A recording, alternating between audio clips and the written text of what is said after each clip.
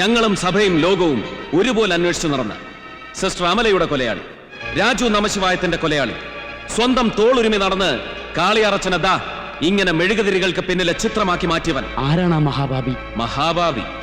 Bring okay sir.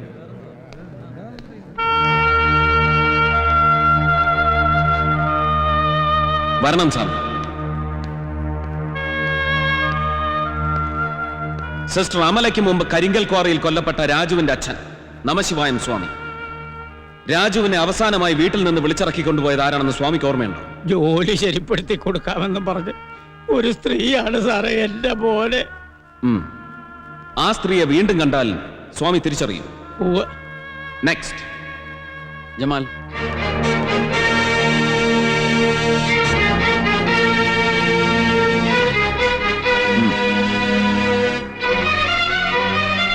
സൂക്ഷിച്ചു നോക്കണം. ഇവള് തന്നെയാണോ അന്ന് രാജുവിനെ ഇല്ലത്തൂന്ന് കൂട്ടിക്കൊണ്ടുപോയത്? അതെ സർ, ഇവള് തന്നെയാ രാക്ഷസി. എന്റെ മകനെ കൊലയ്ക്ക് കൊടുത്ത മഹാഭാവി ഇവള് തന്നെയാണ് സർ. സ്റ്റേ മാധവ്, സിറ്റിയിലെ highly paid most sought after sex worker. Raju നമശിവായത്തിന്റെയും സിസ്റ്റർ അമലയുടെയും പഴയ കോളേജ് മേറ്റ്. ആര് പറഞ്ഞിട്ടാണ് നീ പഴയ സഹപാഠിയെ വിളിച്ചുകൊണ്ടുപോയത്? ആരുടെ അടുത്തേക്ക്? പറയടി. സ്റ്റീഫൻ, അയാൾ പറഞ്ഞിട്ടാ. അൻവർ,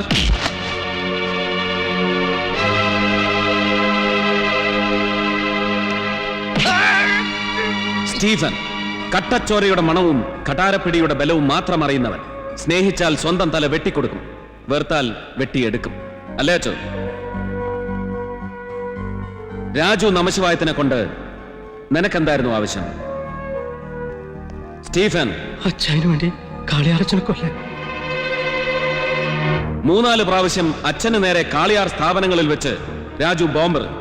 പക്ഷെ അവന് കൊല്ലാൻ കഴിഞ്ഞില്ല. ഒരു നൂലിട വ്യത്യാസത്തിൽ അച്ഛൻ രക്ഷപ്പെട്ടുകൊണ്ടേയിരുന്നു ഓരോ തവണയും. അച്ഛന്റെ ബോഡി ഗാർഡായിരുന്ന നീ അവൻ അവസരങ്ങൾ ഒരുക്കി കൊടുത്തുകൊണ്ടേയിരുന്നു. അച്ഛൻ നിന്നെ സംശയിച്ചില്ല. കാളിയാർ അച്ഛനെ കൊല്ലാൻ ഒരു ഭ്രാന്തനെ പോലെ പാഞ്ഞു നടന്നിരുന്ന രാജുവിന്റെ മുന്നിൽ കോളേജിൽ അവന്റെ സഹപാഠിയായിരുന്ന സിസ്റ്റർ അമല ചെന്നപ്പെട്ടു. ചെയ്തു പോയ തെറ്റുകൾക്ക് പ്രായശ്ചിത്തമായി അവന്റെ കയ്യിൽ കത്തിയും ബോംബും പിടിപ്പിച്ചവർക്കെതിരെ തിരിയാൻ സിസ്റ്റർ അമല അവനെ പ്രേരിപ്പിച്ചു. രാജുവിനെ കൊന്ന് പാറമടയിൽ തള്ളിയത് നീയല്ലേ? എന്റെ മോനെ കൊന്ന കൈകൊണ്ട് ഈ കിഴവനെ കൂടി കൊന്നതാടാ, നിനക്ക് കോടി പുണ്യം കിട്ടും. പക്ഷെ ഇവനും ഇവന്റെ അച്ചായനും വൈകിപ്പോയി. തെളിവുകളൊക്കെ സിസ്റ്റർ അമലയെ രാജു ഏൽപ്പിച്ചിരുന്നു. അവരത് കോടതിയിൽ ഹാജരാക്കാൻ പോകുന്നുവെന്നറിഞ്ഞ് അന്ന് രാത്രി തന്നെ മഠത്തിൽ കയറി സിസ്റ്റർ അമലയെ കൊന്ന് കിണറ്റിൽ തള്ളി. ഇനിയുള്ള ബ്ലാങ്ക്സ് ഫില്ല് ചെയ്യേണ്ടത് നീയല്ല. കത്ത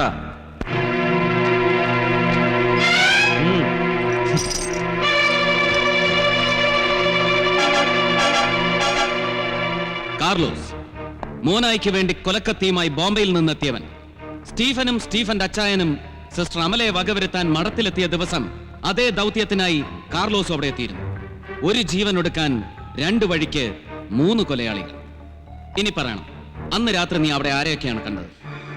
സ്റ്റീഫൻ. പറയണം കാർലോസ്, ഈ ഇരിക്കുന്നതിൽ ആരാണ് സ്റ്റീഫന്റെ അച്ചായൻ?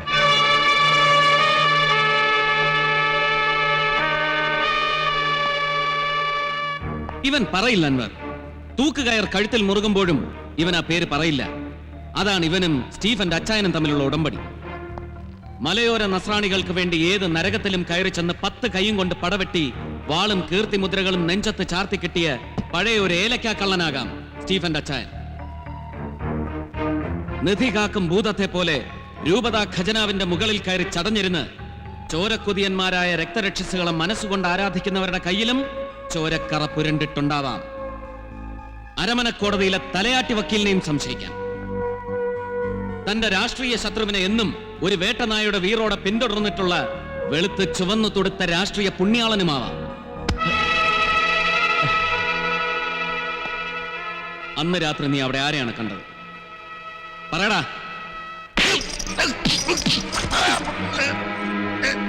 ഞാൻ പറയാ.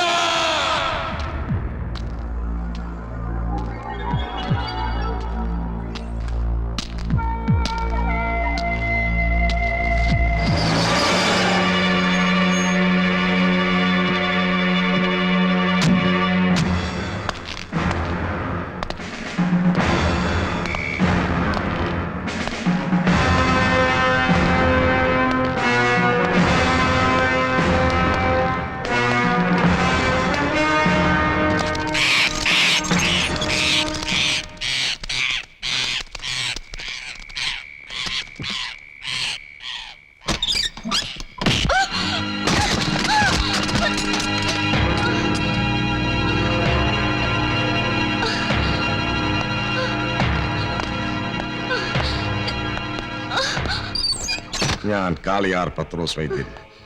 രാജു നമശിവായം എന്ന സഖാ വൈദ്യനെന്ന് വിളിക്കും. ഇനി എനിക്കും നിനക്കും പറയാനുള്ളത് മൂന്നാമതൊരാൾ കേൾക്കരുത്. സ്റ്റീഫ,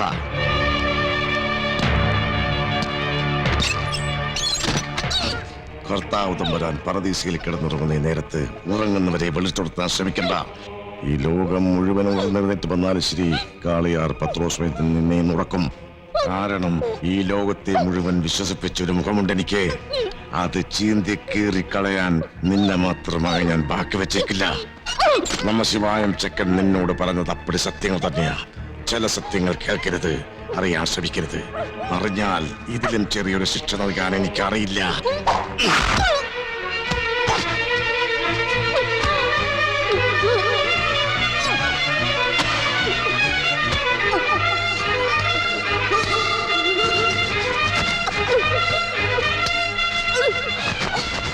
So, forgive me, sister. Pray for your soul.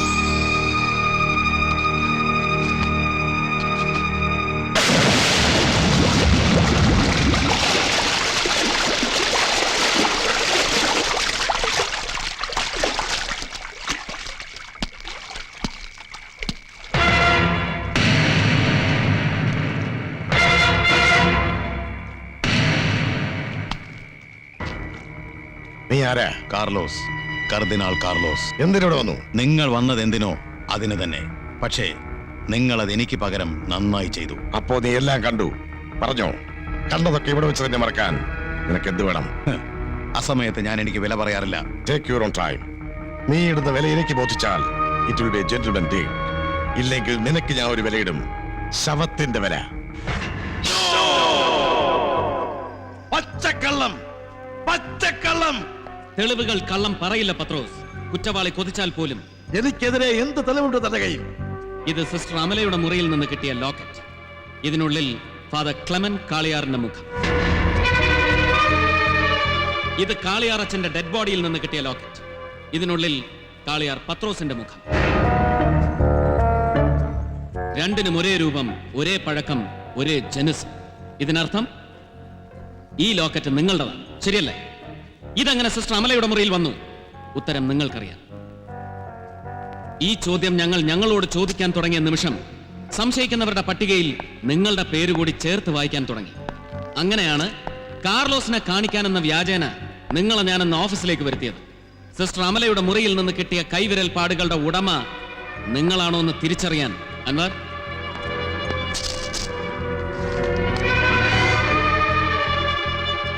കാർലോസിനെ കണ്ട് തൊണ്ട വരണ്ടുപോയ നിങ്ങൾക്ക് ഞാനൊരു കുപ്പി ദാഹജലം തന്നു. തണുപ്പിക്കാനല്ല, ഈ കൈകൾക്ക് കൊലപാതകം ചെയ്യാനുള്ള കരുത്തുണ്ടോ എന്ന് ഉറപ്പിക്കാൻ. കുപ്പി ഭദ്രമായി ഫിംഗർ പ്രിന്റ് ബ്യൂറോയിലേക്ക് പോയി. അവിടെ നിന്ന് ഞങ്ങൾക്ക് കിട്ടിയ റിപ്പോർട്ട് പോസിറ്റീവായിരുന്നു. ആ നിമിഷം തന്നെ സിസ്റ്റർ അമലയുടെ കൊലയാളി നിങ്ങളാണെന്ന് തെളിഞ്ഞു. പിന്നെ ഞങ്ങളുടെ കൺമുന്നിൽ നിങ്ങൾ മറ്റൊരു അതിബുദ്ധി കൂടി കാണിച്ചു. കൊലയാളിയുടെ ടാർഗറ്റ് നിങ്ങളാണെന്ന് ഞങ്ങളെ തെറ്റിദ്ധരിപ്പിക്കാൻ. സ്വന്തം കാർ സ്വന്തം കൈകൊണ്ടൊരു അഗ്നിഗോളമാക്കി മാറ്റിയ ഹൈടെക് വിദ്യ.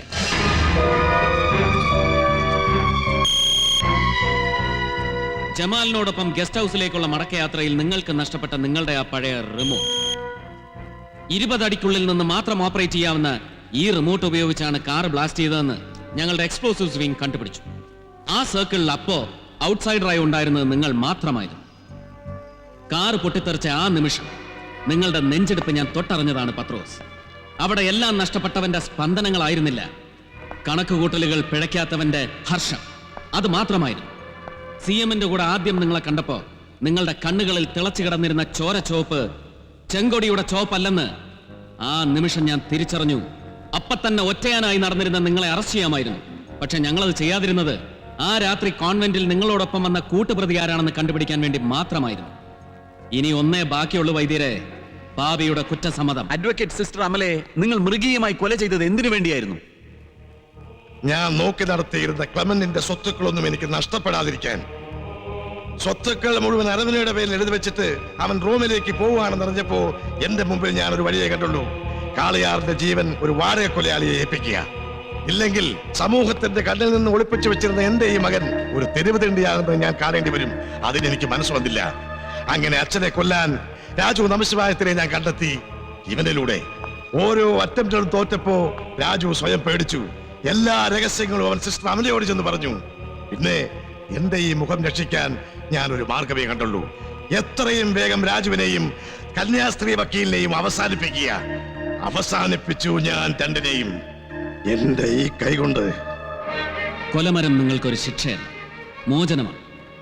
ഈ പട് ജന്മത്തിൽ നിന്ന്.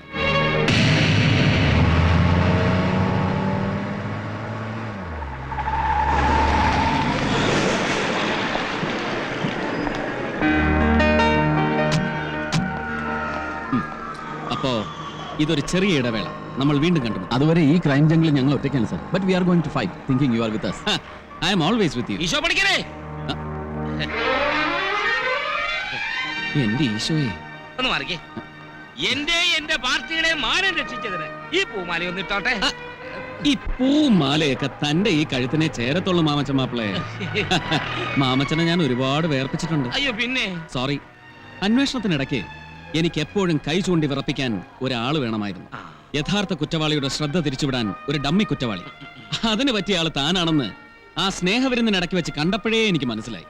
തന്റെ ഈ കള്ള മുഷ്ടിയും കള്ള തൊണ്ടയും എനിക്ക് ഒരുപാട് ഇഷ്ടമായി. ഒന്നും മനസ്സിൽ വെച്ചേക്കരുതേ, നമുക്ക് ഇനിയും കാണണ്ടല്ലോ.